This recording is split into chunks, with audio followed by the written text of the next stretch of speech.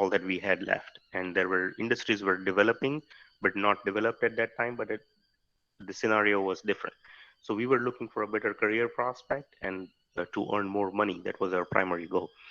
And I hope that still is true, even though the industries and opportunities in India have increased, but you guys still have a lot more pharmacists that are coming out now. So at our time, the number of pharmacists that were graduating every year was very low. But now I think that number has, uh, you know, has increased multiple folds. So that remains true, and still pharmacists are looking for opportunities in other countries, and they would like to succeed elsewhere. So here is the information for what can help you to succeed in United States. So my introduction, my name is Vikram, and I graduated as Professor Kolwala just said. I graduated in Lakhtar as a diploma pharmacist.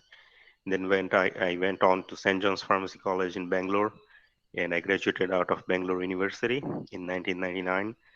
Then I applied for MTech in the Birla Institute. I got selected. I was about to start there, but just around that time, I got my visa approved and I got accepted in Long Island University in New York. And I came here in New York and started my MS. I finished 2 years of MS program, and during that, I cleared my equivalency exams in US, and I got my pharmacist license. And then I worked here for a corporate pharmacy chain for a few years. And then I started my own business. And currently, I'm successfully running my own pharmacies. And I'm actually supporting a few of the H-1B petitions for pharmacists who just came from India. So that is the story about me. I have the registered pharmacist license and a consultant pharmacist license, which I'll talk about. I also run the independent pharmacy associations in the United States, and I'll talk about that too in our upcoming slides.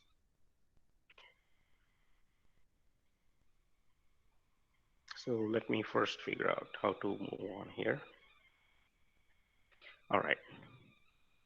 So on this side, we have career options in the United States. What are the possibilities? Where can you work and what can you do when you get here? So the first thing is community pharmacist. Now, what community pharmacist is that when you're in the United States, in all of the 50 states in Canada, if you are working inside the pharmacy and you are able to fill prescriptions and dispense medications, that's the role of community pharmacist. These pharmacies are mainly located in the markets or in the residential areas, and pharmacists are primarily responsible for fulfilling physicians' orders. So when they write, like it's a little different than India. In India, your physician decides what you are going to give to the patient to the most part. But here, they usually go more towards clinical and they go more towards the actual chemical name of the drug. And then you dispense that. And at the time of dispensing, you are the one cross-checking the drug utilization review to making sure that drug is compatible with the patient's therapy or patient's allergies or any other consequences, and financial too. And then you make sure if there is any change necessary, you will make that change.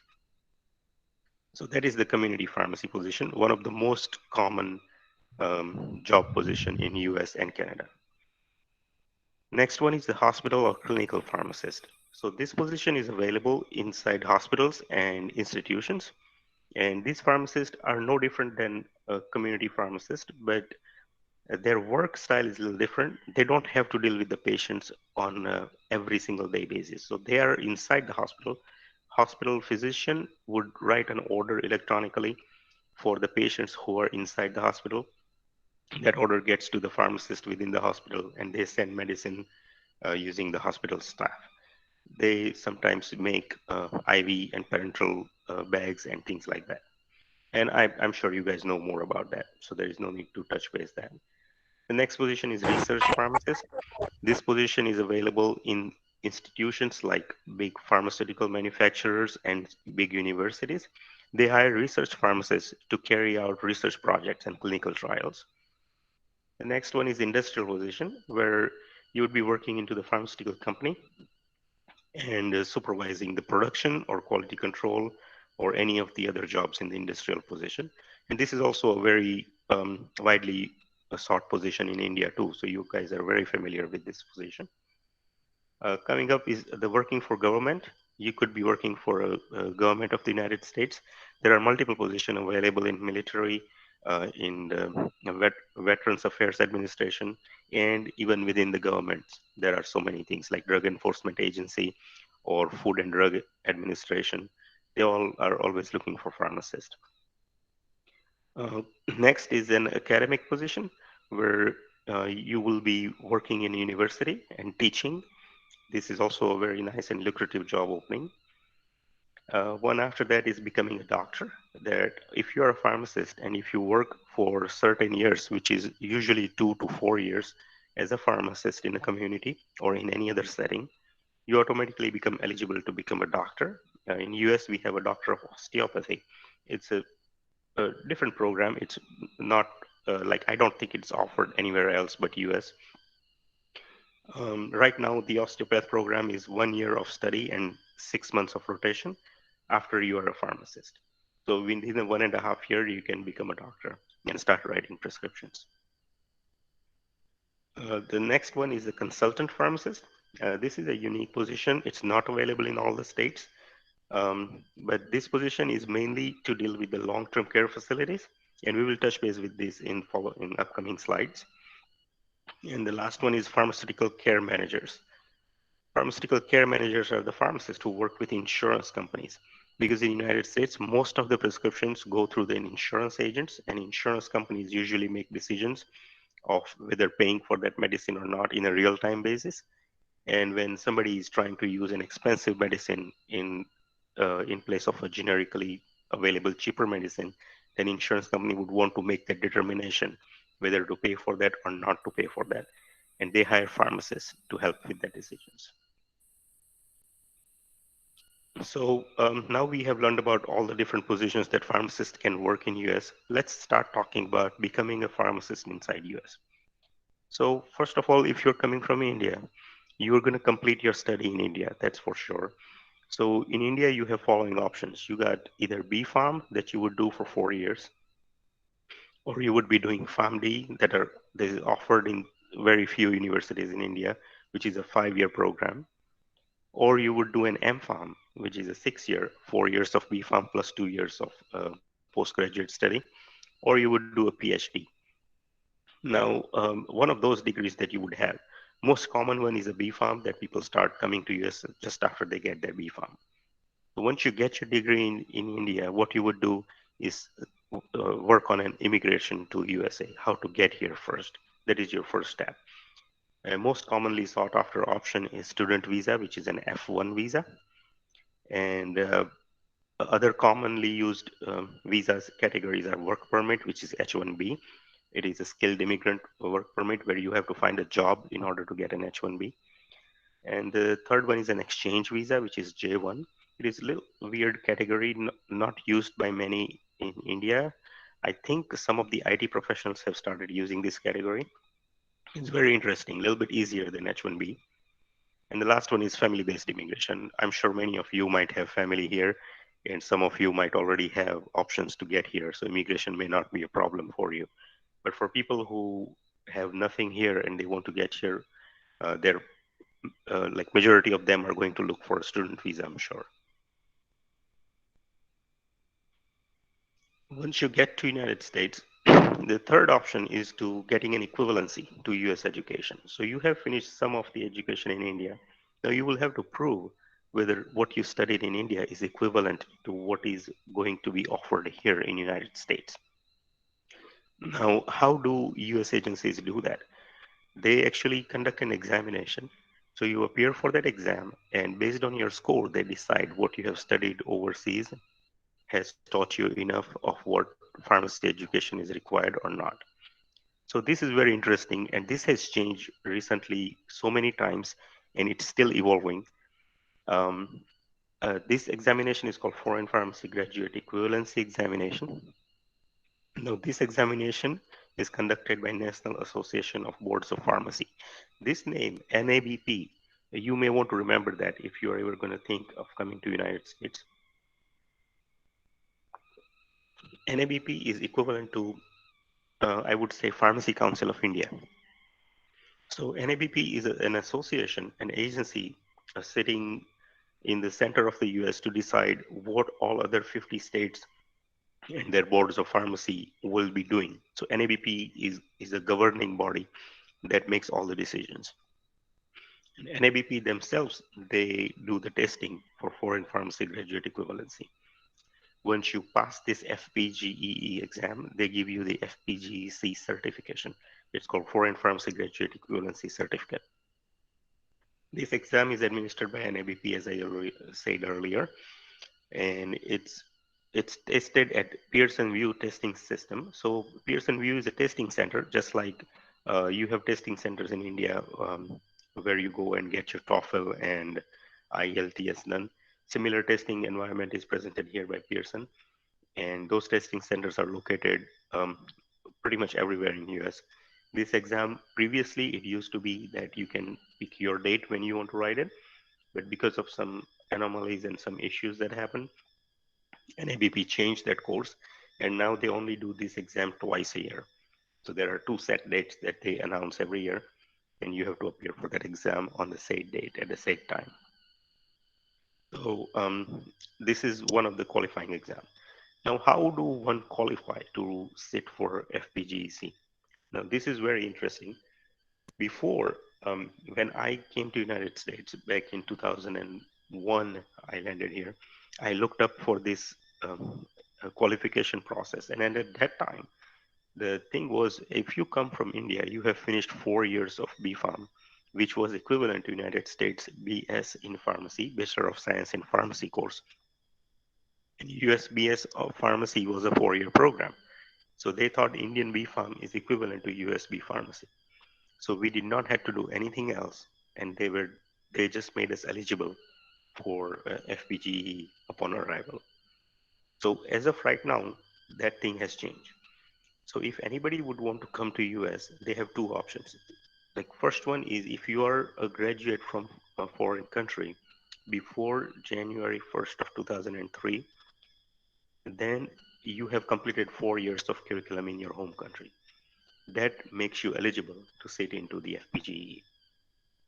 So if you are an Indian BPharm graduate and you have finished your study before that date, which is highly unlikely now, that you would become eligible right away to write FPGE. And the second thing is if you are graduating after 2003, which is most of you are now, then you must complete 5 years of pharmacy curriculum in your home country. So this requirement is very tough to meet. As of now, there is no Indian degree that satisfies this requirement. So as I said earlier, in earlier slide that in India, some universities now offer PharmD program, which is a 5-year program. And they're trying really hard to get that approved in the US to be equivalent of the US PharmD. However, there are some important differences between those two programs. In the US, when the students do PharmD program, they have to go through at least 6 months of clinical rotations. And those clinical rotations are in the hospitals mainly. They go work inside hospital, they work in case management, they prepare IV parenterals, prepare total parenteral nutritions. They do a lot more work. Um, in India, those opportunities are not yet available in any of the hospitals for pharmacists to do that kind of stuff. So that is very important and missing experience that still in India is not that advanced and it's not available to all the students yet. So because of that missing element, if a PharmD holder from India may come here and apply to FPGE directly, asking for a permit to appear for an exam, they might send you a letter stating that your education qualification is missing a clinical experience. Based on that, they will not allow you to sit into the FPGE. So one may ask, like, what can be done? So some people have, earlier when this actually happened back in 2003, students were trying different things. They were saying, what if I am doing diploma pharmacy and then do BPharm? Then I have 6 years of pharmacy. Will I be eligible then? Some students said, what if I do BPharm and then I do 2 years of MPharm? Then I am 6 years. Will I be then eligible? So all of those, if the important aspect that NABP is looking at is a clinical experience. And as you can see, D farm plus B farm or B farm plus M farm, none of them allows you to get that clinical experience inside the hospital. So that is the most important thing that they are looking at. So as long as that experience is not in your study anywhere, your education will not be equivalent. So they have made this specific statement that I copied from the NABP's website that pre-pharmacy coursework completed at the university level and required of all students to admission into the university pharmacy program may be considered during the evaluation of a candidate's education. However, a coursework experience and internship completed after graduation will not be considered as a part of 5-year pharmacy curriculum. So to understand this statement, pre-pharmacy coursework, one may argue that diploma of pharmacy can be a pre-pharmacy coursework, but it is not, because in India, the diploma of pharmacy itself can create pharmacists. So they do not consider that as a pre-pharmacy. So it's very important distinction, and it is a tough requirement to meet. So, and from here, our discussion parts into two separate ways. So now I'm going to continue talking about considering, say, if you are eligible to FPGE, and we will talk about that for a little bit, and then we will come back and revisit this topic, and then we will go, what if you do not qualify for FPGE? What are your options? So we have two different ways of discussion on this topic. So let's continue as assuming that you would become eligible for FPGE, then what? So the FPGE or Foreign Pharmacy Graduate Equivalency Examination is 250 question multiple choice computerized examination, and it's administered over 5.5 hour testing period. You do get a 30-minute break in between, so it's actually 5 hours. So you get 2.5 hours, then a 30-minute break, and another 2.5 hour of testing. So effective January 2012, they have changed few things, and FPGE score reports will be valid for 5 years from the test date. Before they were valid for shorter period, but now they made a change to make it 5 years, and there is a reason for that. So once you appear for FPGE, if you get your score, it's good for 5 total years for you to get to the next step, which is very good time period. FPGE is administered twice a year, and they are offered in USA. So you cannot take FPGE while in India. It's a very important thing. So one exam is in springtime and one is in the fall time. Springtime is somewhere around March, and fall time is somewhere around September. Now, the examination is a comprehensive measure of knowledge in 4 major pharmacy content areas. The 16% questions based on basic biomedical sciences, 30% on pharmaceutical sciences, 22 on social, behavioral, administrative pharmacy services, and 32% clinical. So this is how they base their exam on for the FPGC. So we have talked enough about the FPGC, what the exam is and how it is um, constructed and what time length and what you need to study to pass it. But at this point, we should end the talk about the FPGE, because if you want to learn more, you can always go to nabp.pharmacy, which is the website for National Association of Boards of Pharmacy. They give you most up-to-date information about the FPGEC on what's going on with it. Another thing is you can go to online forums. There are several of them, but I have listed one for your um, uh, ease. Now, don't worry about taking the notes. All of these slides will be available to you right after this webinar.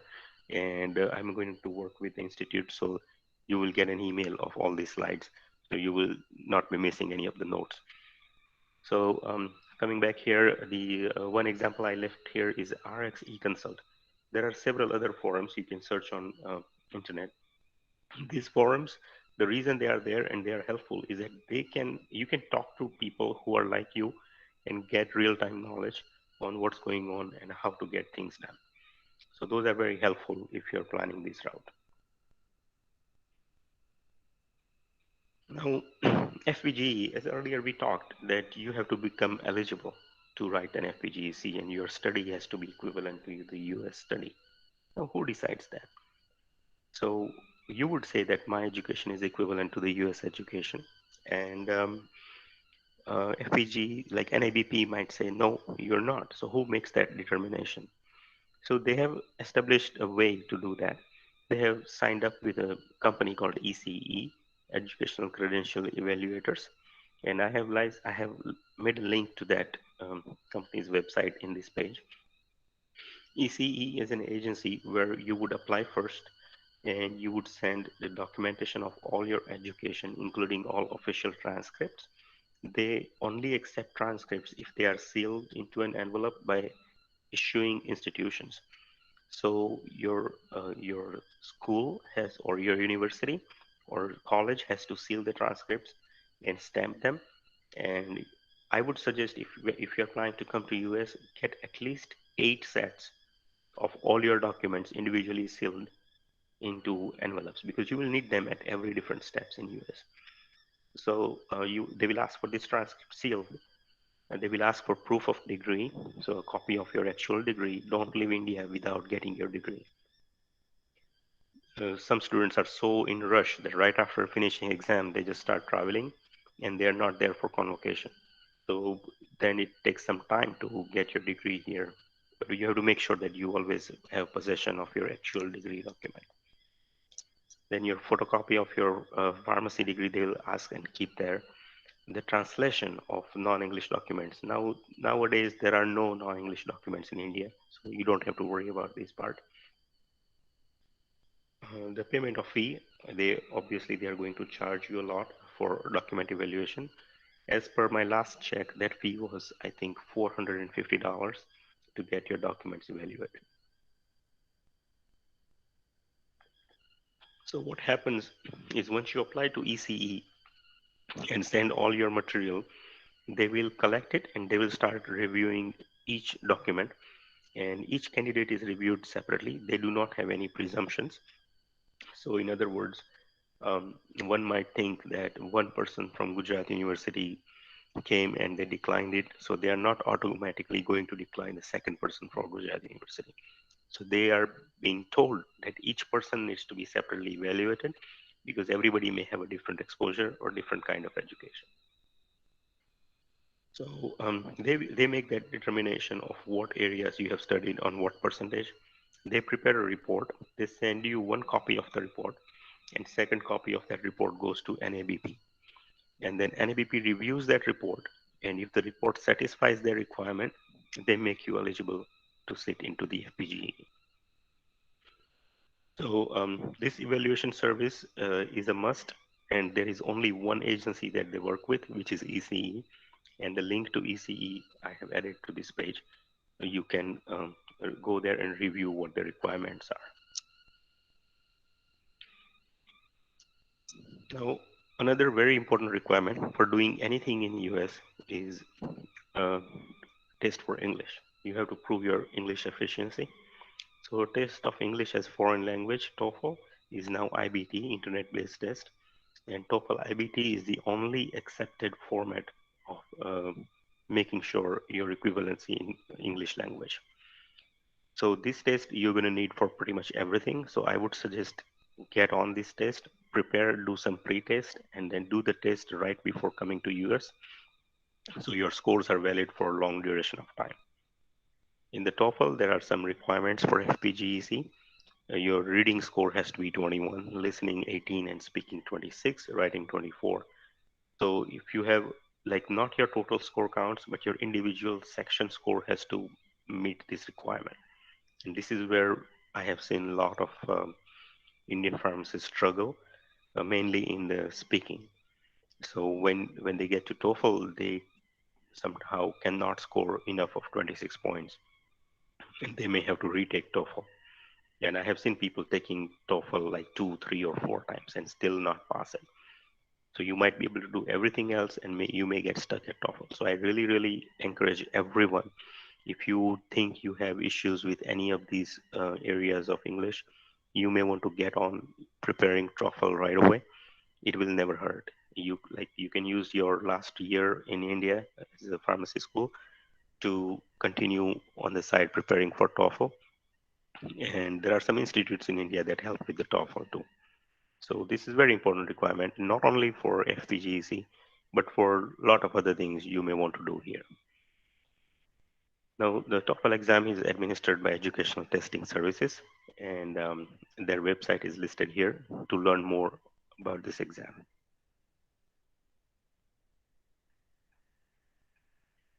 Now, next step is, say you came here, you wrote your TOEFL, you wrote your FPGE, you have hence achieved your FPGEC certificate. Now, what is next? So after you achieve your FPGEC certificate, then you will have to decide where you want to become a pharmacist. So this is where you have to make your determination which state within the United States that you want to go and work as a pharmacist. Based on that state, you have to appear for an exam. There are two exams that you will be writing. First one is NAPLEX, which is called National Pharmacist Licensure Examination. And second one is MPJE, which is Multi-State Pharmacy Jurisprudence Exam. Now, the specialty about this exam is, again, both exams administered by NABP and tests are taken at Pearson VUE centers. You can choose your own date. There is no limit to that. Uh, One thing to know, good to know, is that this exam is mandatory for everyone, for people coming from foreign, like you, or students who are going to study in US and get a degree in US. Everyone has to write this exam, no matter what path you choose. Licensure examinations are compulsory. So for the US graduates also, they still have to write their NAPLEX and get the score. So NAPLEX is just one exam, one type of exam, one content material for all 50 states. And I believe there are several countries too included in this exam. I think last I checked, this was a qualifying exam for Canada, Australia, New Zealand, and then a few other countries too.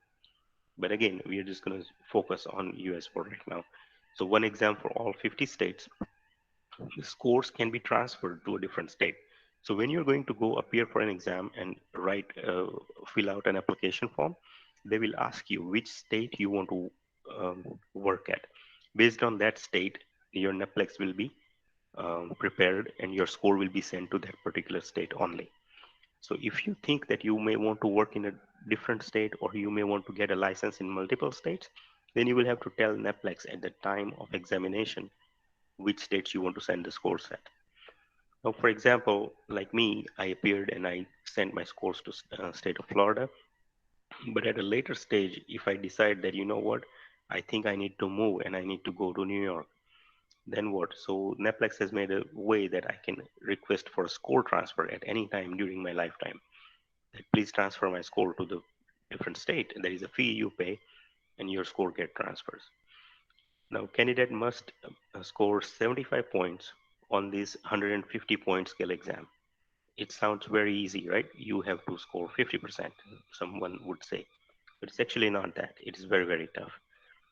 This is like, it is a real-time exam where computer determines what questions to send you. So your first 5 or 10 questions are like, they have no point value. They are just there to determine your level and your depth of knowledge. Based on your answers, computer algorithm will choose what next question to throw you at. For example, if I sit uh, for like say 3 hours into the exam and I answer 100 questions, my 100 questions, each total possible points for those 100 questions could have been 100. But if somebody is way smarter than me, they sit into the same exam, they get 100 questions. Their 100 questions might be because they are so smart and they answered first qualifying question so well that their 100 questions could carry a possible point score of 150. So if I get all 100 right, I still have a score of 100.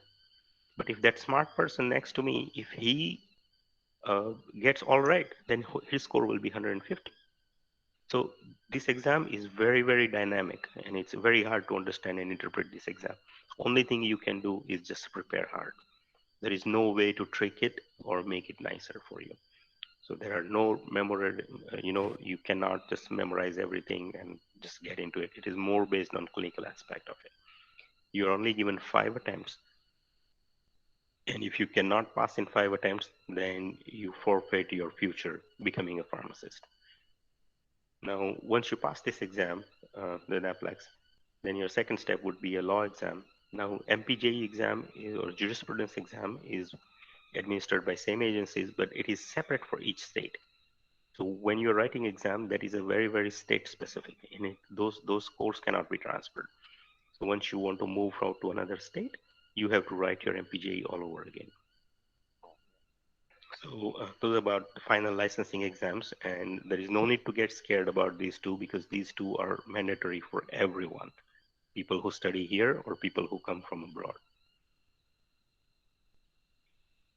And another important thing before you write NAPLEX is that you have to complete your internship hours, which is a practical knowledge. So based on the state that you want to go to, your requirement could vary between 500 to 1500 hours of internship under pharmacist. So if you say for Florida, the requirement is 500, and for New York, requirement is 1500. So these hours you have to document as you are working under a pharmacist. As an intern, you will be observing and learning everything. Some companies pay during your internship, some don't, or even if they pay, the rate is very low. But the whole process of getting FPGC, internship hours, NAPLEX, and MPG in the current environment is 1.5 to 2 years. So you have to be prepared for the whole process to go smoothly for you and provide enough ample time for each step. Now you have to be prepared while you do all these FPGC and credential evaluations and all of these exams. You have to work in US so you can support yourself financially because there is no easy ride here that you can just sit around, study, and just write the exams. You still have to work so you have money to live here. So while you're here doing that, and your jobs could be anything. You can work in a pharmacy as an assistant or as a technician or as an intern, and you can work in the hospitality sector, like hotel and motel industries, restaurants. You can work in the retail sectors, stores. Now, the reason I mentioned this line is not because I wanted to tell you where you can work, because I wanted to tell you where you can work pretty much without having an authorization to work. Because while you are doing all this, most likely all of you are going to be on F1 visa. And while on F1 visa, you're legally not allowed to work anywhere. So they expect you to get money from India and spend it here, but which is highly unlikely. For most students are looking for jobs which they cannot show on paper, but still work and earn some money so they can support themselves, like what we did. So these are the sectors where you can find a job like that. So while you're a student, you have least amount of uh, you know um, things that that you have to pay attention to. These jobs are like mechanical jobs, so you can just walk in, start working instantly, and the moment you walk out of your job, you can forget about everything. So these sectors will help you financially be sustainable in US while you are doing all this process. Another thing is you have to stay connected with American pharmacy community. Like you have to know people here. You have to stay connected with people who are like you, who are pharmacy owners or pharmacists or in general business owners. You have to go to temples and associations to make yourself visible because all of these social connections will help you a lot more than anything else. One example is a Facebook link I have posted here for National Indian Pharmacist Association of USA. This association is just newly formed, and we have formed it for sole purpose of this, where you can gain access to us. You can ask and talk to people in real time, and when you are in trouble and you need help, job, or anything like that, this kind of association will be a good help to you. So, so far we have talked about going to the right route of getting FPGC and all these if you are eligible and finish all of that. But that was our one path as we have discussed. Now we are looking into the second path. What if you are not eligible for FPGC? So this was the option two, which most likely you are all in the same boat, where you are probably not going to be eligible for FPGC as it is. So for you, there are multiple options.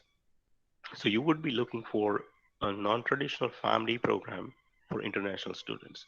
So if you are a pharmacist in India or for that any other country, you have an option to come to US and apply as a student visa into a US university and apply for a course called Non-Traditional PharmD program. Now, this program is between, depending on the university you choose, 1 to 3 year long, at least 1 year of actual classroom work, and then between 6 months to a year of um, practical experience, where you will be going to hospital, pharmacies, and all of the other possible job avenues.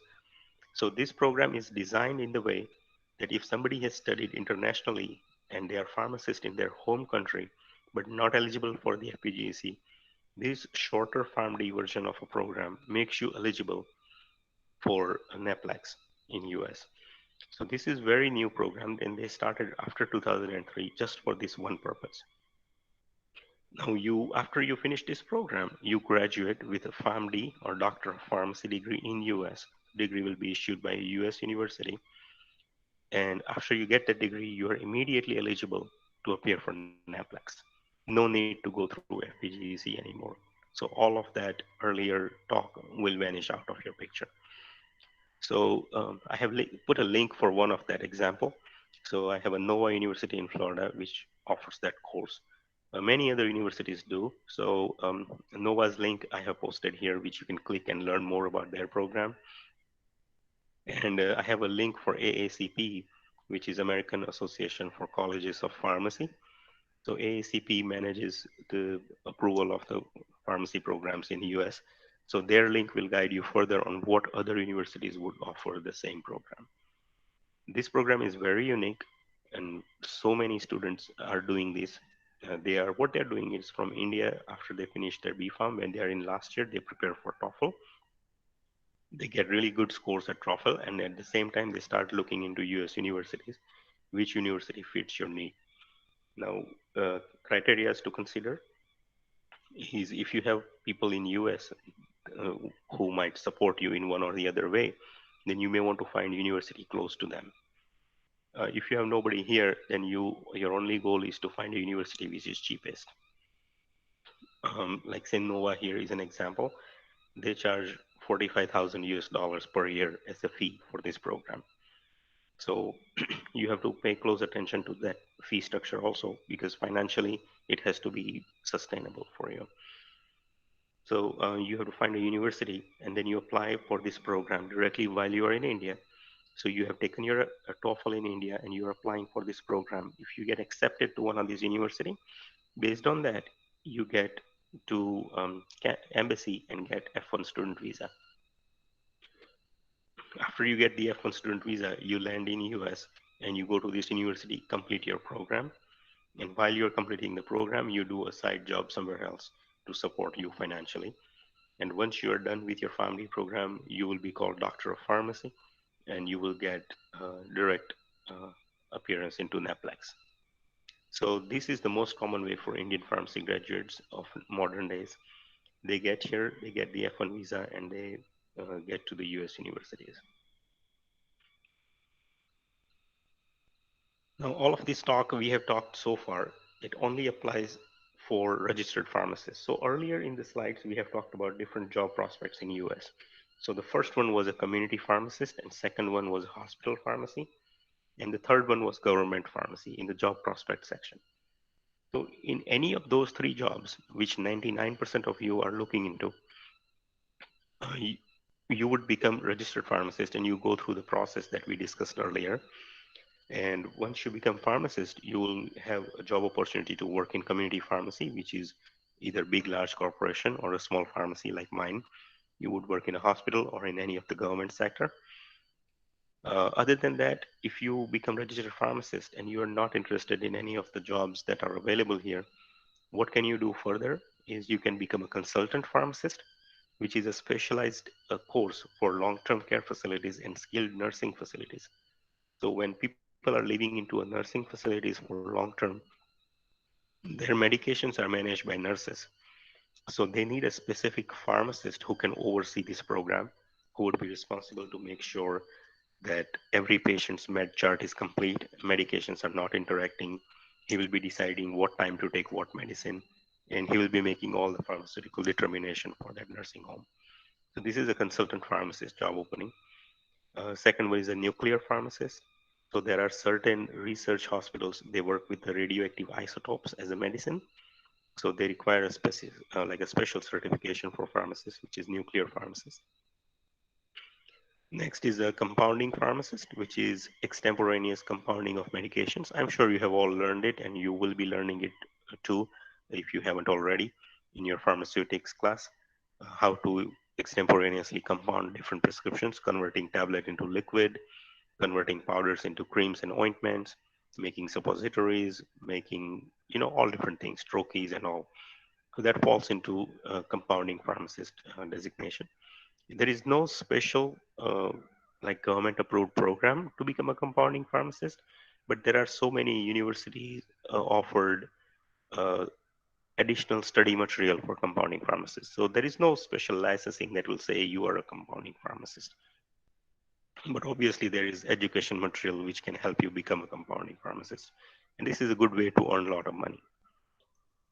One following that is an immunizing pharmacist where you can carry out vaccinations. This is also a good avenue of generating additional income.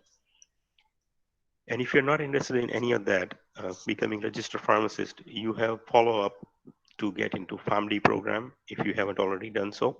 Like the candidates from 2003 and earlier, they can continue to become PharmD, or you can become doctor in US by doing additional 1 year or 1.5 year education. You get a license as doctor of osteopathy. Main job opportunities for osteopathic doctors is in hospitals and emergency rooms and urgent care centers. Or you can study one additional year and become physician assistant, which is also a prescriber position in US. Physician assistants work in same as doctors, but they just have to work under the doctor. So these are the additional things that you can do after becoming registered pharmacist in US. Now, coming up to the next possible job prospect in US is to work in the pharmaceutical industry. So what can you do in the pharmaceutical industry? You could be a research and development lab assistant or R&D pharmacist, or you can work in the product development, clinical trials. You can do some supervisory roles in industries. You could be a production manager, production supervisor, quality control pharmacist, or analytical pharmacist. These jobs are available, very good, and a nice option for students. What do they need is if you have completed B.Pharm in India, that is an entry-level qualification. If you have done M.Pharm in various subjects which are relevant to US, that can help you get a nice job here. M.Tech, if you have done M.Tech after B.Pharm, which is offered, I think, in the um, Indian Institute of Science, the IIT, BIT, Birla Institute of Technology, they all offer B.Tech, which you can do after B.Pharm, which is a very nice degree, and you can get into the industry much quicker. You can do MSc from a reputed university. Some MSc programs are available to B.Pharm, or you can do B.Pharm plus MBA. That could help you in a managerial positions, or you can do PhD in India or PharmD in India. All of these degrees can possibly land you a job in US into an industry in one of these possible categories. Now you can easily understand relevant categories and relevant job openings. The higher you study, better subjects you study, you get a nicer paying job. If you're looking for an entry level B farm, you might get a very low paying, not so good job. So if you're going into the industry, I really highly suggest not just do B farm, but do some kind of master qualifications.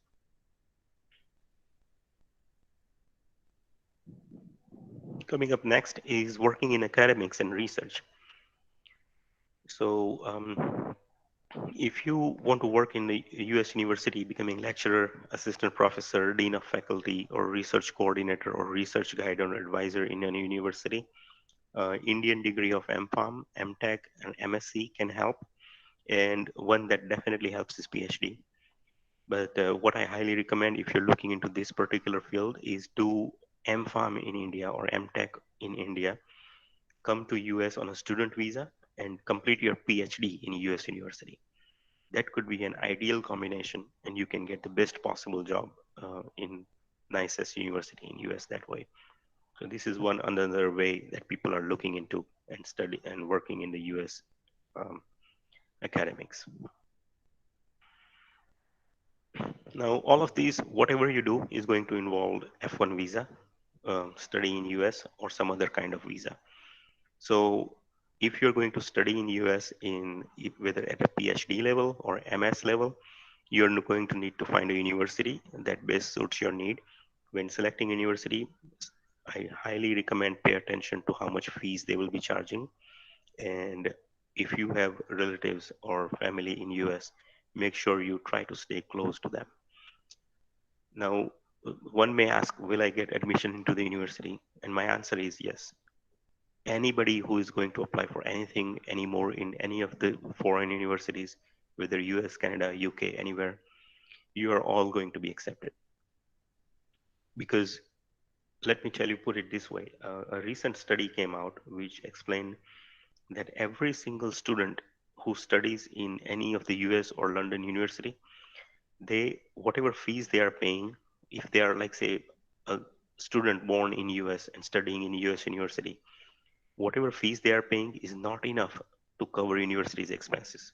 So only local students study in a university will be in a loss and they will eventually shut down.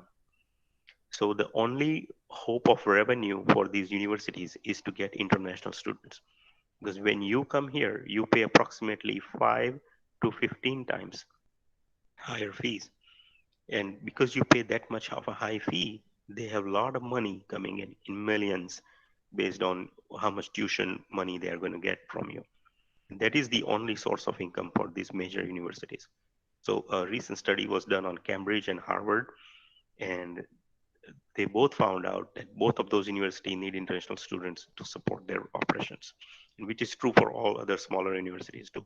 So you're all going to get accepted, and you're all going to get admissions into any of the universities you want.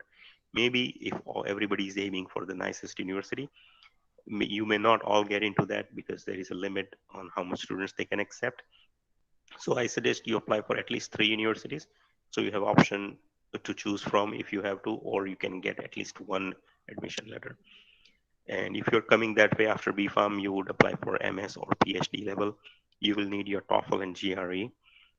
Your Now, after you come here and study here, your job prospects are now open in all fields. You can complete PhD, and then you can expect to work in academic field or research field. So if you apply Master of Science here, you will need a BPharm from India. If you're planning to apply for PhD here, you need MPharm from India or an MS in US. If you're going to apply for MBA here, you need BPharm from India. If you're going to apply for PharmD, you can be either a BPharm from India or a 12th standard from India. So if you're from BPharm from India, you can apply for that international non-traditional PharmD program. If you are from after 12th standard from India, you can appear for SAT and apply for traditional PharmD, which is a 6-year curriculum, and you can become a PharmD. Now, all of this is towards studying in US and Canada. They both have very, very similar prospects and very similar ways of admissions and everything. But one very interesting topic that I wanted to add is option to study in Caribbean islands and Aruba and Trinidad. So what happened is when US created all these changes in their program where foreign degrees are not equivalent to theirs, they gave exception to certain countries. Like if you are pharmacist in certain countries which are exempt, then you are not required to write FPGC. You are immediately eligible to write NAPLEX. And the reason I mention this is that studying in Caribbean islands, which is just south of US, in fact, from me, a Caribbean island is closer than New York. So Caribbean islands can give you a low cost option to study any of the program that you like. Very cheap to live there. I'm not saying cheap based on Indian expenses, but based on whether you would be studying in Miami or you study in Aruba, the difference is like twofolds. So you would save like half of your money. And students who are like, say, if you are a 12th standard student in India and you would come straight to Caribbean and become doctor in Aruba by spending 6 years in Aruba, you would get a medical degree of Aruba and you can just walk into United States. and start practicing. So you will not need to go through any of the FPGC or of that. Same with pharmacy. You can study pharmacy in Caribbean islands and come into US and your degree is valid. Same with PharmD. If you're going to do PharmD in US and spend a lot of money, you also have an option to do that PharmD in Caribbean. Now the difference is very important to point out is if you do PharmD in US, you would be doing some side job to support your stay here. So you would have some small income that you would be generating to support yourself. If you go to Caribbean, you don't have that option because they don't allow people to work out in no way. There is no opportunity to work outside. But however, your expenses are lower too. So it is a nice option. You should look into that. I have added one link as a sample. You can go to this website and learn a lot. They offer pretty much all subjects, pharmacy, medical, pretty much everything, nursing, dental. It will save you some time, money, and their education is definitely equivalent to US. Once you're done there, you just come into US and get NAPLEX. So this has covered pretty much everything that I wanted to talk about, and all the different prospects and different ways to get here and become pharmacist here. If I have missed anything, I will try to cover that while you are asking questions. So let me first let one of the lecturers pitch in and find out how we are going to handle the questions. So if one of you can please take care of it from here.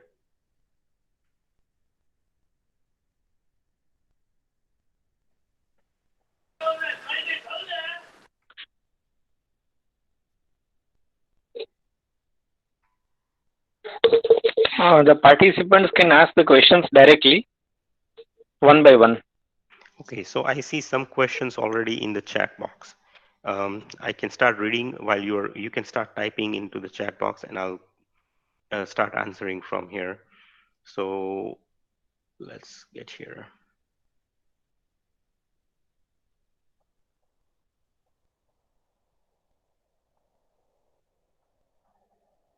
Okay.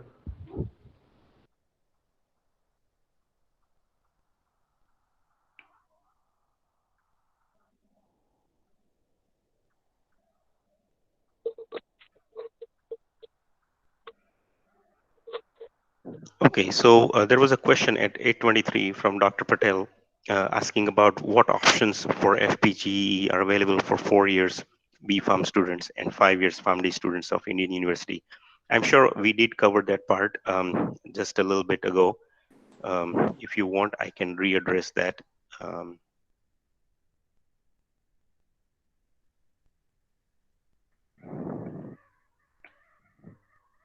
So the question was difference, like how to get to FPGC if you are 4 year pharmacy graduate or versus you are a 5 year pharmacy graduate in India. So this slide explains that if you are 4 year graduate from 2003 or earlier, then you are directly eligible for FPGC and you just move on by applying to FPGC. If you are a 4 year graduate after 2003, then you cannot directly apply. Then you will have to get additional education in US before you are eligible to do PharmD. If you are a 5 year pharmacy graduate in India, you may try to apply directly to become eligible for FPGEC. However, there is no guarantee.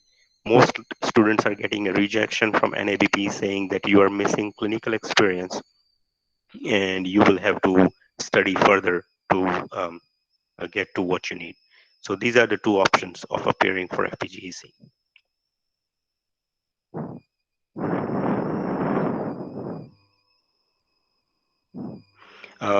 Sneha Verma has asked, like, if you have a 5 year degree in India and you have done 1 year of internship, can you give NAPLEX directly?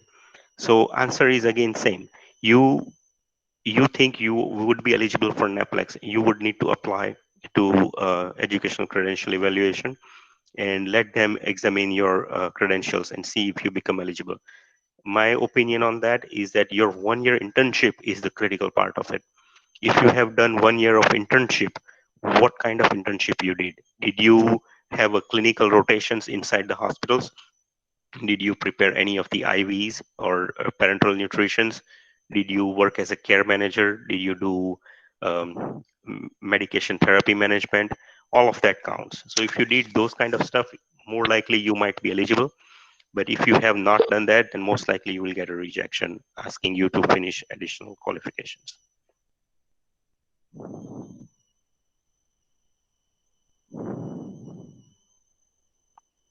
Another question was from Deep, asking direct admission into PharmD program through agencies. Yes, you can, and that is what we have covered. You can get a direct admission into the PharmD program, and you can become a PharmD in US, either a 6 year after 12 standard in India, or you can do a 1 to 3 year non-traditional program. And I say 1 to 3 year is because 1 year is mandatory. Rest of the 2 years are, depending on the university you choose, they could be different. So that program, you can get admission, and you will definitely 100% get F1 visa. Because I haven't heard anybody got rejected by consulate not getting visa into the international PharmD program.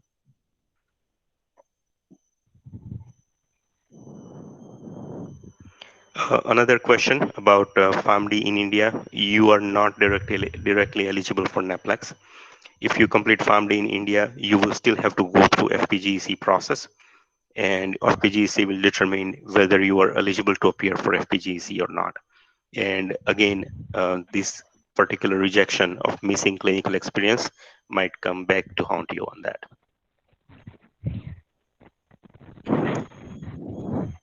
Next question was about MBA, doing MBA in US. Yes, it is very good prospect.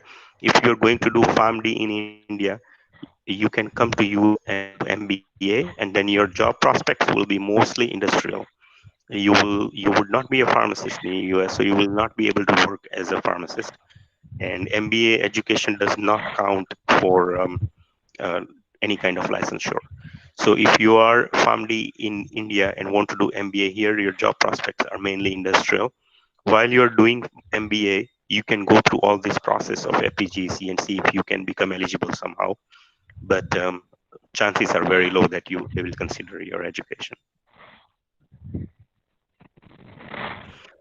Next question was NAPLEX compulsory. Yes, NAPLEX is compulsory for every single candidate, whether they study in India, they come here, or they study in US. Every single person who needs to get licensed, they must write NAPLEX. There is no exception to that.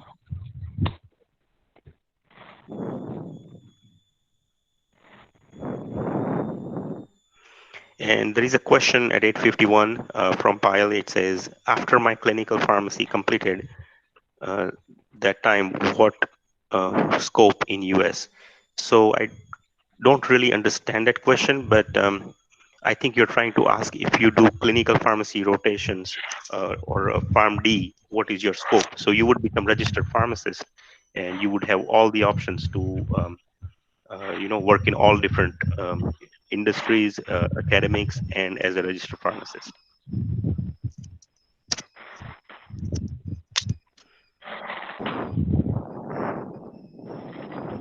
Okay, question from Shivani. It says, is NAPLEX necessary to work in industries? No. To work in US industrial jobs, there is no need to appear for NAPLEX, and also there is no need to write FPGEC. FPGEC and NAPLEX is only to become registered pharmacist, and to work in industries, you do not have to be a registered pharmacist. Industries only look at your qualifications, what you studied, and what experience you have. Next is a question from Keshwi asking, what is the cost of non-traditional PharmD program? An average cost is about 100,000 US dollars, and you can easily apply loan in US banks, and you most likely get approved. $100,000, you'll probably need to bring about 10 to 20,000 US dollars from India, and rest of the money you can apply in a US based institute for a loan. And once you get approved for the loan, they'll cover your expenses, which you have to repay after you start working.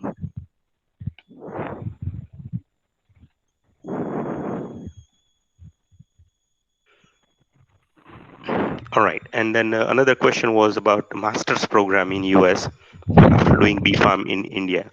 So let's talk about that. Which now this is exactly what I did. I did 4 years of B Farm in India, and I did 2 years of master's education in US.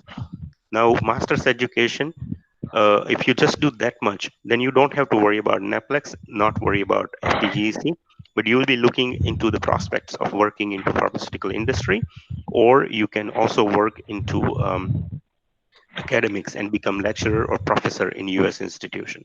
So those are the career prospects after getting masters in US, and it is a very good avenue. However, pay wise, which is the most important part all Gujaratis are concerned with, money wise, the highest paying jobs are registered pharmacist, and industrial pharmacist come a little bit lower than that.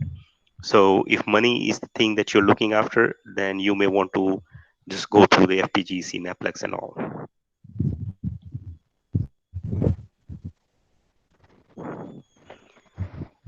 Next question is, after doing 6 year PharmD in India, what is the best option to get to USA? So if you have done PharmD and if you feel like you are going to be eligible to FPGC and you want to take a chance, for you the best option is to apply for MBA or MS in US based institution. I would say apply for MBA because MS will not make sense as you already have a Doctor of Pharmacy degree. So you would be applying for MBA, come here, and that will be very inexpensive study. And while you do that, you can go through all the process of becoming pharmacist or trying to find a job here. So another question from Keshvi, whether you are eligible for NAPLEX after 1 year PharmD. Yes. So if that 1 year PharmD is in US based university, after you get your PharmD degree, you're automatically eligible for NAPLEX.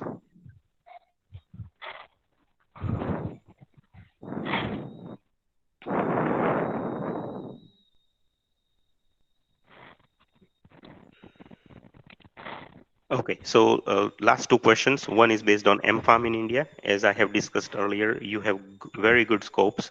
If you have done MPharm in India, you can look for job prospects into. Let me go to that slide here. Um, all the pharmaceutical industry-based jobs and some research-based jobs. These are the jobs that you can look for if you have done MPharm in India and you're coming here, most likely as an F1 visa holder or a family-based immigration. You can some people do MPharm in India and then apply for MBA in US so that they can get here, and when they arrive here while doing their MBA, they start looking for job into one of these industries, and they can start working into the industries, and once they find a good paying job, they convert their F1 student visa into an H1B visa, and henceforth they move on to the green card step. And another question was for MBA, so that both questions are answered same way. You can do MBA. MBA could be just a holding spot for you.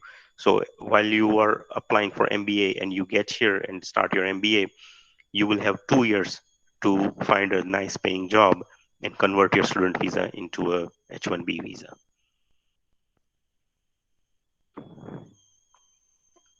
What are the requirements for working in industries? That was the another question. So as you can see, all of these educational qualification, most likely qualification that can land you a nice paying job would be MPharm, MTech, or PhD. Okay, it looks like I went through all the questions, and I would like to invite Professor Golwale. Did I miss anything or anything needs to be answered? Uh, No, thank you, Vikram, especially on behalf of Shankersinh Vaghela Bapu Institute of Pharmacy. So I am very thankful to all the participants and especially Vikram Bhai. So uh, just a minute. Okay, huh. So eh, the information was very beneficial for all the students who had participated in this webinar, and hope that if there are any queries, um, they can send or directly email, or if they can send to me also. So I will just forward it to you, and it can be answered in a manner. And also I will be sharing the PowerPoint presentation to the participants. So uh, thank you, Vikram, on behalf of Shankersinh Vaghela Bapu Institute of Pharmacy, Gandhinagar. Gandhinagar. Thank you very much for allowing me to do that. It's a pleasure to help others. If you, I really want to recommend one more time, get into the forums on internet and start joining the Facebook page of NIPA USA, which is one of the association that I run. It's a new association, so it's not grown so much, but within next 4 or 6 months, I expect that to grow. That could be a platform where you can connect with pharmacists in US. You can ask direct questions, and you can probably get benefit. If you are here already, you can. It will help you to find job while you are doing your study or whatever you are doing. Thank you again for helping me with all these. Principal and dean of I think we have Dean with us. Yes. So all of you, thank you for helping me set up all this technically, and thank you again Uh, for joining. And I will share this PowerPoint, so you'll be able to share it with all the attending. okay. Thank you, Vikram. All right. Thank you. Oh, bye.